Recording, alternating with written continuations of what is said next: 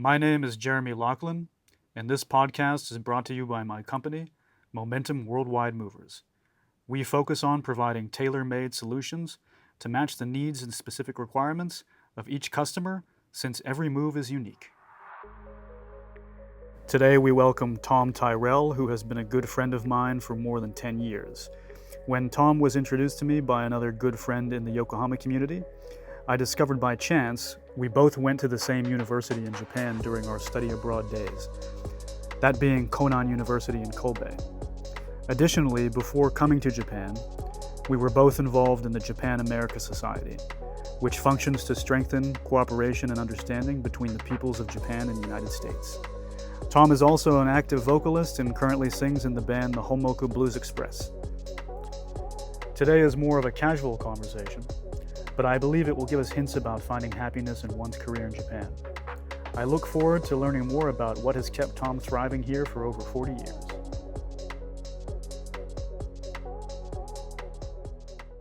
All right, Tom. Jeremy? Welcome to the podcast. Thank you very much for having me. Yeah. Great for you to be here. Yeah. So you and I, we have a lot of things in common. That's why I'm really excited to have you as a guest. So you and I both went to the same university in Japan. We both went to Konan University. Right.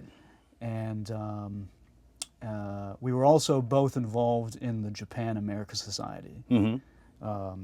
And we both live in Yokohama. So I like how we have all these commonalities. Yeah. You know, it's great.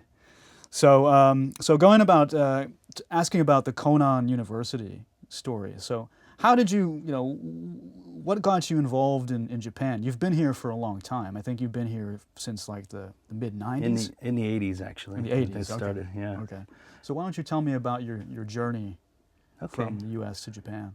Well, yeah, the Konan part started in university. I started at a small university, in western Illinois, called Quincy College, and studied there for a couple of years, and was interested in journalism. Switched over to the University of Illinois in Champaign-Urbana, and had always just had an interest in overseas for some reason. I mean, I think maybe it was the journalism tie, the background that I thought I might be going to journalism. Mm-hmm. And University of Illinois had a program with Konan, along with some other schools, as you know. Mm-hmm. And I actually had a friend who did it the year before me, and learned about it from her, and then applied. And I didn't speak any Japanese then.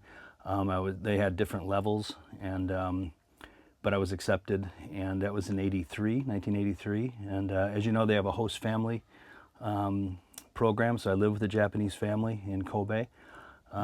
Studied economics, history, whatever, in English plus Japanese language in Japanese, and did that for a year, and then spent the summer teaching English and trying to do some freelance writing with the journalism background, and got a couple things published, stories about living in Japan. It was almost easier back then to get published in print anyway, and mm-hmm. in the Japan Times and Chicago Tribune was able to get a couple things published. So yeah, that's how that started. But you ended up working in sales, so I'm curious to know, like, how did you transition into that?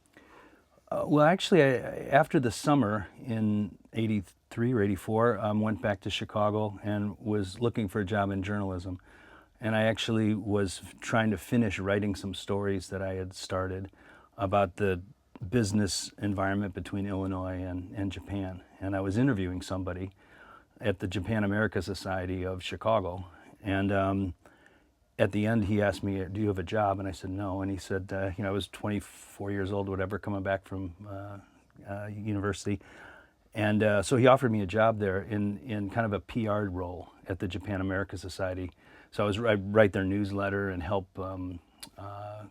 do their programming for them, which was kind of the area that I liked anyway, with writing and editing. So I was able to kind of use the journalism, not so much in a newspaper, but through that way. Mm-hmm. Can you tell me a little bit about your responsibilities on that job?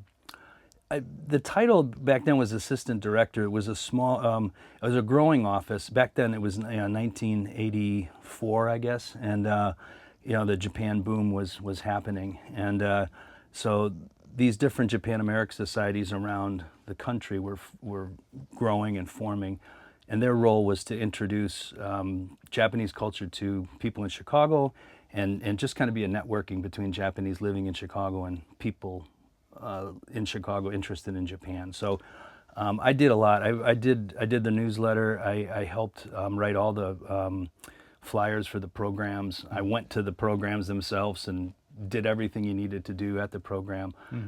I also helped. They gave me a project to help.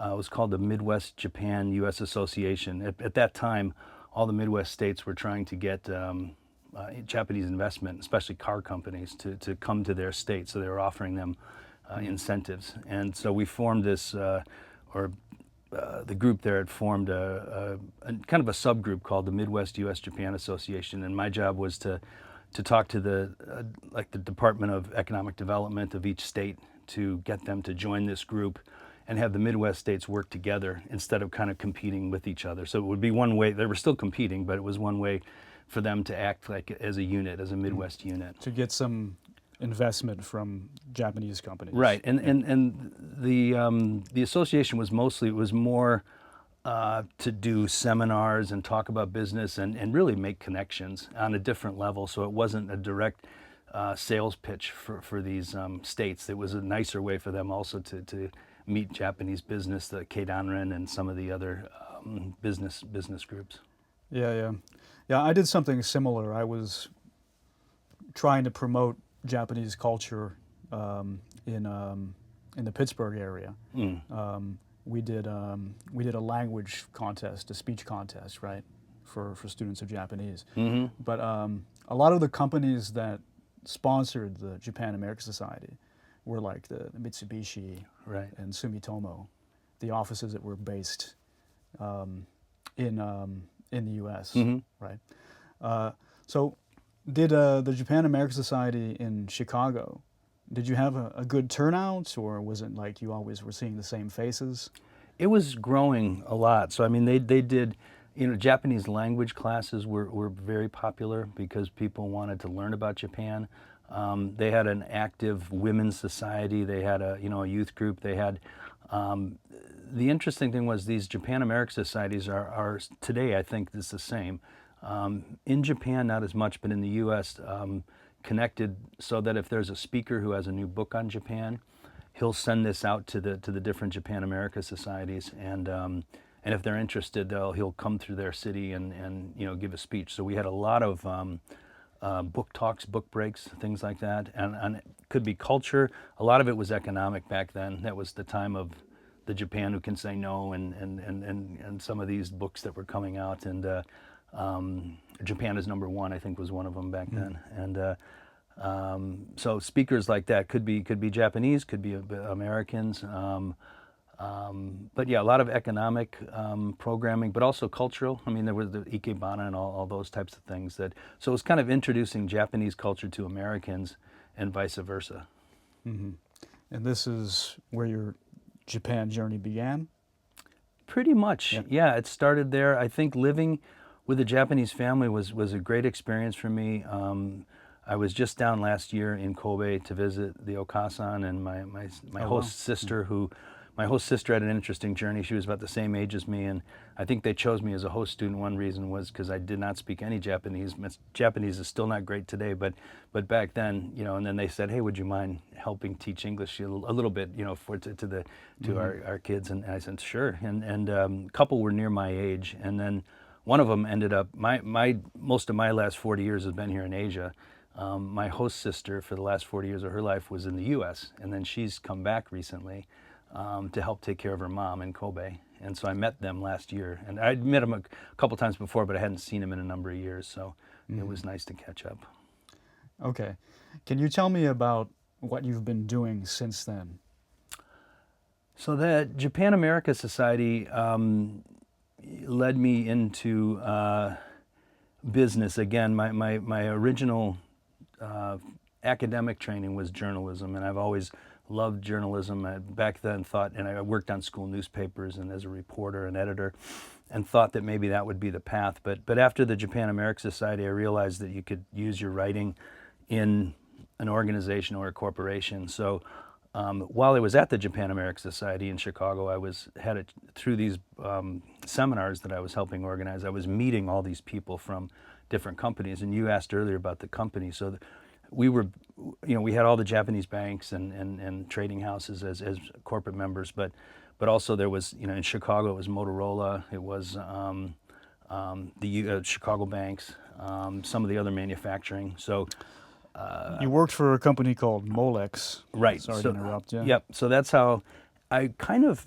in thinking what I wanted my next move to be after the Japan American Society, I was thinking I'd like to go back to Japan and work in a public relations type role for, I was thinking a U.S. company. It could be a Japanese company, but I was thinking if there was any U.S. ones. And I had a chance to meet so many of them in Chicago, the people who worked there. The Chicago Mercantile Exchange at that time was looking to expand into Japan. Motorola was here. Molex is still a big company in Japan from Chicago. They're a parts supplier. And so I met some of their people at a seminar one day, and I expressed my interest. I asked the guy, is there any openings there? And he suggested I write a letter, instead of just send my resume, write a letter to the president of like more of a personal letter, why I want to be involved in my life in Japan. And so I did. And he passed it to the HR department, and then they were looking for somebody in like a PR role here in Japan in their Tokyo office. Mm-hmm. So I got the job, and then I was with Molex then for most of my career for about 30 years here in Japan and Singapore. Yeah, that's a long time. Yeah. Mm. So, why did you decide to stay with Molex for so long? Was it just... It has been, and it is still today, I believe, a really good company. It was, when I joined it, it was family run by a family called the Craybills, and it was, handed down from father to son. And, one of those stories where the product that they had was coal tar pitch, and I think that a waste product. And after the war, and then they found a way to use it as an insulating material, and then were making different things, and eventually made electrical connectors, which was their main product today, used in washing machines or cell phones or whatever. It was an interesting company the whole time I was there, and I was there a few years in Tokyo, and then at that time, many companies were moving production to Southeast Asia, and so they moved me we started a marketing promotion group down in Southeast Asia, and they moved me to Singapore, and I was there for most of the 1990s, and that was fun because we were opening factories in Thailand and China and Malaysia, and so I had a chance to visit all those places and work in those places. Mm-hmm. And then they sent me back to Japan. I really did kind of miss Japan, and I was able to still support the Japan office while living in Singapore.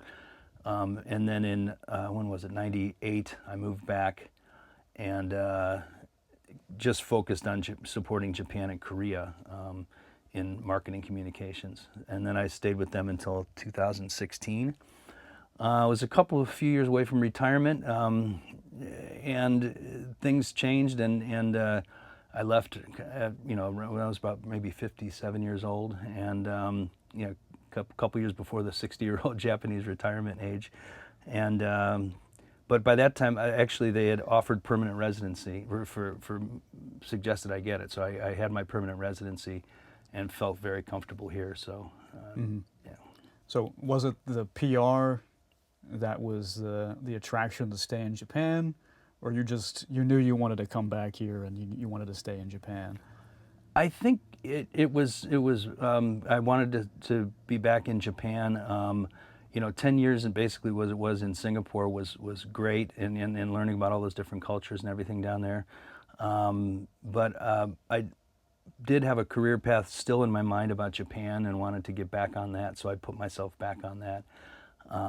And yeah, stayed with them for another, 1998 till 2016. So, and then by that time, I had the permanent residency and felt this is kind of my home. So even when I left the Molex, I've wanted to stay in Japan. Mm-hmm. Okay. So tell me about the YCAC. You've got, you came out all... I brought the shirt, I brought Yeah. the hat. Yeah, there's a jacket too.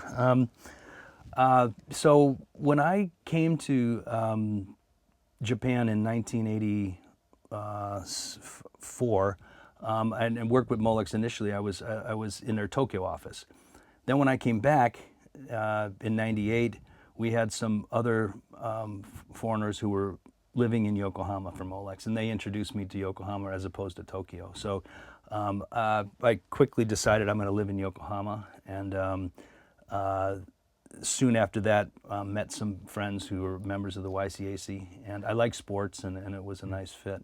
So what is it about Yokohama that attracted you in the beginning? I think, well, number one, having some friends here already who were with the company, and I'd met other people during my trips here, but it did, I could sense, have a little bit of a more homey feel, I guess. I mean, Tokyo is exciting, but it's also sprawling, and so I didn't really understand Yokohama completely, but as soon as I was based here, I started to enjoy it. I mean, I like living in the harbor. You know, the harbor area is kind of where I've lived, near the Chinatown area for most of the time. And I think just the size, it fits me right. I've thought about moving over the years, but I keep staying. I like it here. Yeah, it's a great city. Yeah. Okay, so so tell me about why you stayed with the YCAC so long, and can you just give me for the listeners, can you explain to them what the YCAC is? Yeah. Yeah, it's basically often described as like the oldest foreign sports club in Japan, and it's sometimes called a sports club or a country club because it's up on a hill near Yamate Station.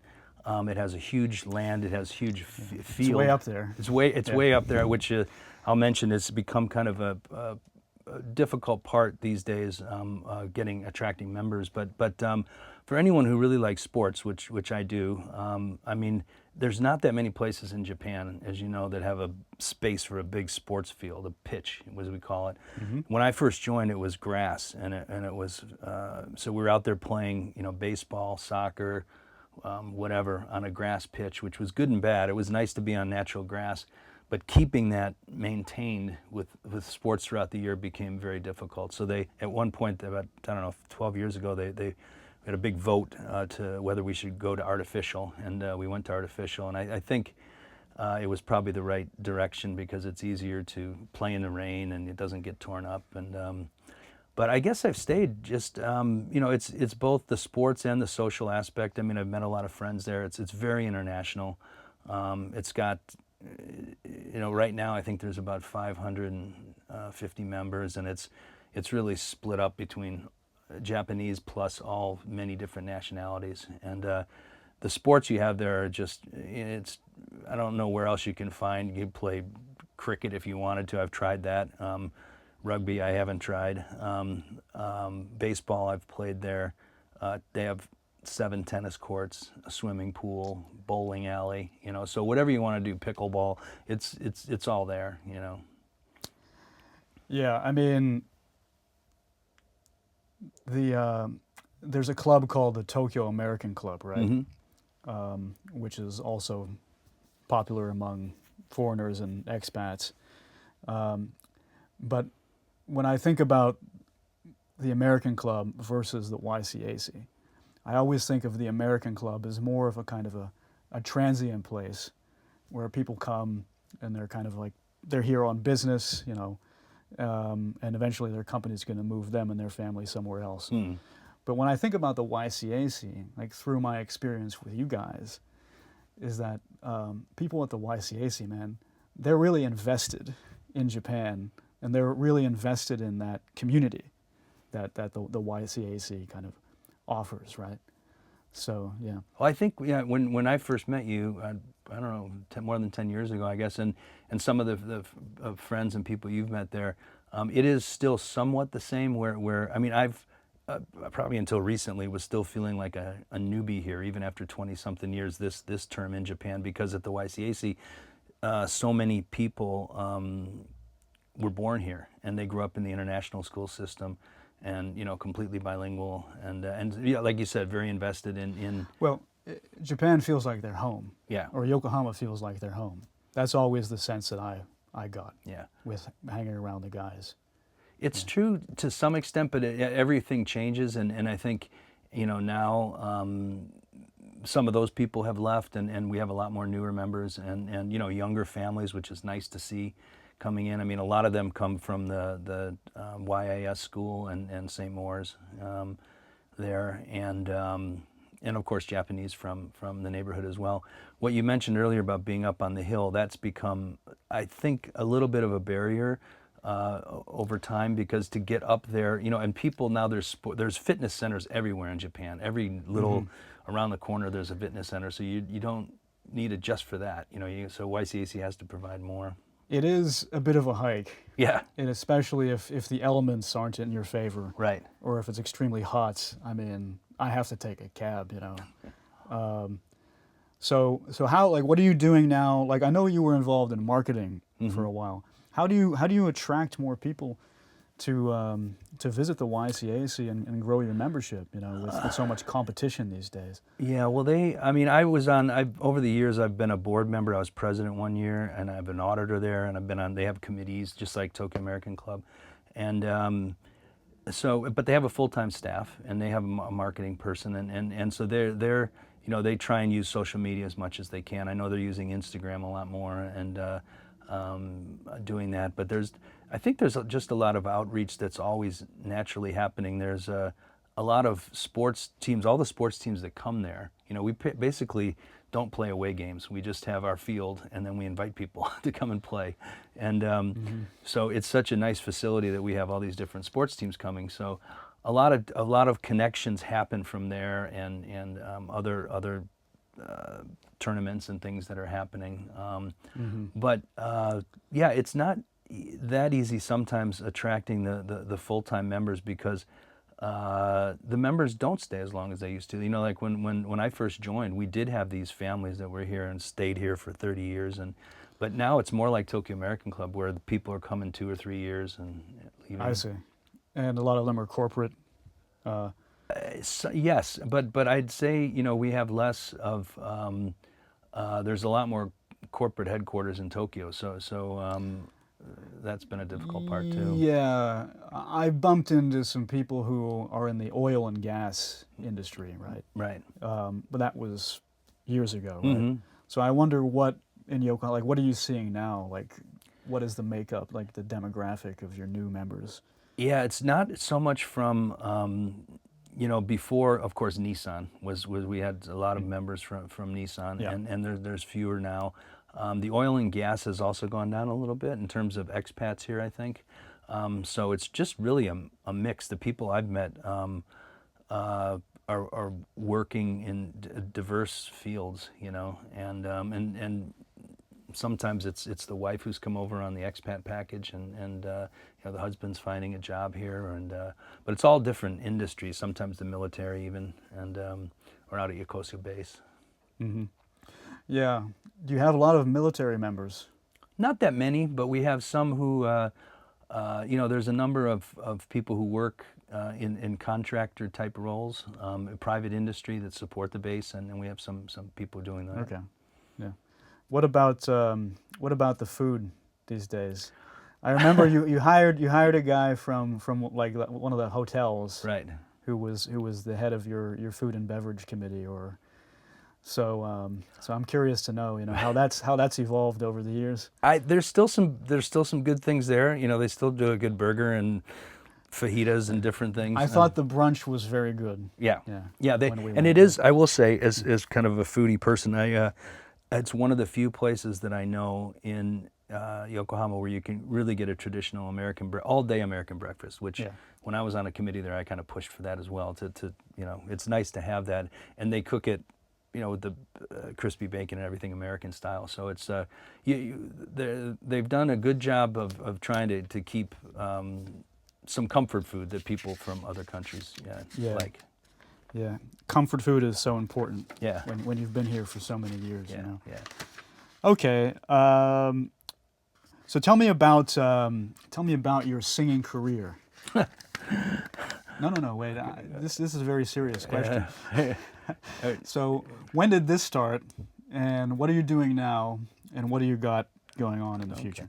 Yeah. Well, it's a hobby, and I guess it all well, when I was in high school, I was in a band, in a rock band, like a lot of people. Played a little guitar, sang some songs, and then didn't do anything until came to Japan and discovered karaoke, and that was when it first started in the 80s. I don't know if That's how we all get into it. Exactly, yeah, that's how, and every person in our band, that's how we found them, basically. But yeah, so it started through that, and then I met some people here. One guy was in a band, an American guy, and he said, hey, you like to sing karaoke, you're doing okay, why don't you come and do some songs with us? So we started a band, it was about 15 years ago. It's called the Honmoku Blue Express. It started out as kind of blues and even jazz, and got more into just classic rock. We play songs that we grew up with, that So Honmoku is a place name, right? Right. Okay. So the name of the band started when this one of our band members one night was in Benny's Place, which used to be an American bar in Motomachi. It's changed owners now. It's called 045. It's still kind of got a sports bar feel to it. I wasn't aware it was gone. Yeah, what Benny sold it, and a new person has bought it. So you can still go there. It's still kind of got a similar vibe, but a little. They still have good barbecue ribs? No. Okay. So it's mostly a pizza Nachos? place. No. It's mostly a pizza place now, yeah. And yeah, one of our band members was talking one night to one of the staff there and saying, hey, we're starting this band, we're looking for a name, and he had an idea of Motomachi Blues Express for some reason. And part of the express thing was, there used to be the train that what's it called, the Minato Mirai line from Minato Mirai to Motomachi Chukagai was supposed to go through that hill all the way to Honmoku, and it was supposed to connect Honmoku to the rest of the world, and for some reason which would have saved a lot of people a hard time. Yeah. But so they made it about halfway through. Apparently the tunnel still goes, it's still a tunnel in there somewhere, but the train never came, and so we were the Honmoku Blues Express, the train that never came, but we changed it to Honmoku because Honmoku actually has been over the years a place for small little jazz and blues and music places. It still kind of has a fun vibe there, and so we started this band, and it's a hobby band. It's fun. We just play at parties and places at YCAC. We used to play at Benny's. We're actually going to play on Honmoku at a place in June 21st, at a place called Golden Cup, which is it's kind of a traditional old live house where a lot of local bands used to play. Where's that? It's kind of in the middle of Honmoku. It's down towards where the Honmoku Keisatsu police station and Maikal, not too far from, between Maikal and as you go, towards Motomachi. Okay. Yeah. Now, the music that you play, is it mostly covers, or do you do any original? We mostly do covers, although the leader of our band, Brian Pipes, he's written some nice songs, and he changed the words around sometimes to existing songs, and so we do some originals as well. Okay, yeah, I heard you sing the Grateful Dead. Well, that happens to be one of Brian's favorite groups, and those are that particular group is one that sometimes he'll rework the words, and we don't even know we're singing a Grateful Dead song, but it is. You don't? Well, okay. Most of us don't. We're not really Dead deadheads, But were you a deadhead? Pretty distinct. Yeah. Well, I would say that I'm not old enough to be a deadhead. But I guess I don't know. To be honest with you, I'm not really into them.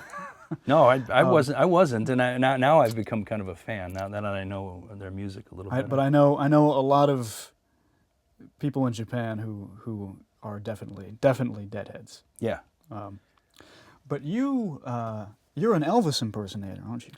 Well, then one thing led to another, and then I was doing some Elvis songs, which I just found I felt comfortable with, and I didn't really grow up an Elvis fan. I knew Elvis, so we had Elvis songs in our repertoire that I was doing, and then one of the guys said, "Get a suit, let's like make this a little something different." And so I talked to some friends who had connections with tailors overseas, and got some Elvis suits made, and part of our usually most of our shows will include maybe a little Elvis act as part of it, where I do have the suit. I've got, and And actually, the last few years I've been working, when I left Molex, I've been working in the hospitality industry in Hakuba in the winters, and started doing like an Elvis show every week at a hotel.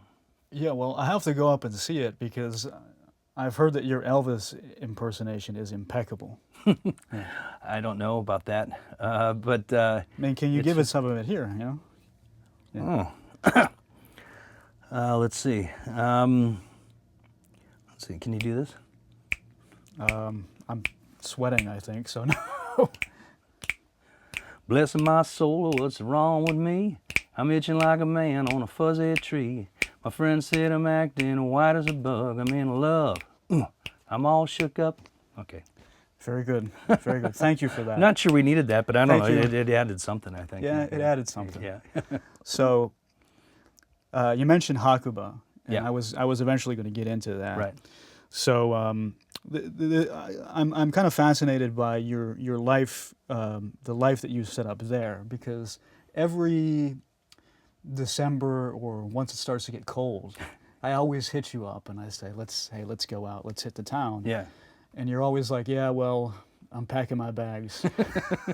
I'm up to the mountains, Yeah. and you ain't gonna see me until springtime. Right. So, and you've been doing this for a while now, maybe. Yeah, 1 year turned into Yeah. 7. So this was my 7th year. I just got back the other week. How that all started was when I left Molex. I thought about looking to get back into kind of the business, what I was doing, marketing communications. But I found it really wasn't that easy to jump back in at my age, and my Japanese is not perfect. And so that kind of job had moved on to younger people, I think, more bilingual. And so I'd been looking for, like I said, I had permanent residency. I was in a comfortable spot where and I bought a place in Yokohama so I could stay here, kind of semi-retired. And then a friend of mine started a kind of a secondary business, which was called the Hakuba Hotel Group. Now it's called the Hakuba Hospitality Group. And now it's comprised of about 5 boutique hotels, a bunch of chalets, restaurants, and bars. And so when that was growing, I went down and did various things in the beginning, even some management, but that's not really my expertise. So in the last few years, I've been doing just any kind of customer service and even driving roles and during the week. And then once a week, I do the Elvis show, and that's from usually I'm down there from December 1st through end of March. So it's kind of 4 months full on. It's also been quite amazing to me. I've enjoyed the hospitality part of it, working with guests and customers, and enjoy that. And it's fun being kind of in the outdoors, and just to see that environment is so different. As like Hakuba and Niseko, with all this foreign tourism coming in during the winter, it's something different. Do you feel like you're not in Japan sometimes? You could be in where's that? Sydney in Canada, or something. Whistler yeah. or something like that. No, you do, because and also, I mean, I've learned just parts of the business, how things are going on here, and this whole ski industry, as you know, was big in the 80s here, and then Japan just stopped skiing, and the population went down, and they had all these ski resorts that they built during the bubble, and once the foreign population found it, primarily Australia, it first was the Australians that started coming, and then they started investing, both in Niseko and Hakuba, and but a lot of the workers now are from overseas as well. So you're there and you go to a ski lift or a restaurant, and it's foreign workers, not only foreign customers. So it's something a little bit bizarre. Do you ever think that you would set up your own business, or do you just like helping out? I've thought about it. It's a lot of work, I think I've enjoyed mostly being on the fringes of it. I think as you get later in life, you think, I'd like my own business, I'd like my own bar, I'd like my own restaurant or something. But then you really see what goes into it, and how much you'd have to do, if you'd either do it where you're there and you're the guy there, or you're an investor and, you hire people to do it. So maybe someday, but I haven't made that move yet. Okay. I want to ask you about the future. So you seem to be pretty firmly grounded in Yokohama. But would there ever be a possibility of you leaving Japan and living somewhere else, or do you think you're just going to be here and for the rest of your life? I think up to like last 10 years or so, I've always haven't really thought of having anywhere else be my base. I've always felt very comfortable here, especially when I kind of settled down and bought a place, and I am comfortable here. Although I think as I get older, I have been thinking. I haven't traveled the world. I've never been to Europe. I mean, I've spent 40 years almost in Asia, and I know Asia pretty well. But I've never gone to Europe, not even for a trip. And so I really want to do some more traveling. And yeah, I'm not ruling anything out. I think I could imagine spending some time, for instance, in overseas, and still have this as my base. Mm-hmm. So Yokohama will always be your base, as far as I can see. Yeah. Because you're a true Hamako. Yeah. And yeah. I feel like one, I guess. Well, you too. Do you bleed Bay Stars? Yeah. I do. People ask me about the Cubs and the White Sox, and I know more about what's going on with the Bay Stars because I love going to the games. I am a big fan. I live almost walking distance of the place, and so yeah. Do they still have that pub down in Motomachi, Laser Rush? Yes. Yeah. Oh yeah, that's a good place to go and watch the game. Because I went there a few times, as you know, and I couldn't believe how much foreign guys were into the Bay Stars. Oh yeah. Just shouting and complaining. Like they were like at Yankee Stadium or something like that. No, there's some diehard fans who've been. I've become one of them, I guess. That I love going to the games. And it's a nice stadium. It's a nice size. I like being outside. Yeah. The guy Tsutsugo, he played for the Pirates, the Pittsburgh Pirates. Okay. Yeah. For a little while. Yeah. Well, it's fun watching that. I had friends that were people asking me if I was able to get tickets for when Ohtani was here for because I'm Chicago, so Cubs against the Dodgers, and I tried. Friends tried. The only way we could do it was through the lottery system here, through a convenience store, and we couldn't get tickets that way. But I had friends. I figured you'd be famous enough to get in. You can sit right behind Bill Murray. Right? I don't know how people got tickets. You really had to have super connections to get into that game. But it's also fun watching these players. Like the Cubs have a couple players now, and Imanaga from Yokohama. They don't talk about anything other than baseball in the news anymore here. So yeah, it's Ohtani every day. It's Ohtani this, Ohtani that. Yeah. So well, that concludes the podcast for today, Tom. I really appreciate you coming out. Yeah, it's great, Jeremy. Thank you. It's always good to see you, sir. Good catching up with you. Thanks a lot. You look good. Yeah, you too. Yeah. Show people your haircut. So we went to both got the hairdo for their haircut for today. Yeah. Good man. Thanks a lot. Thank you very much.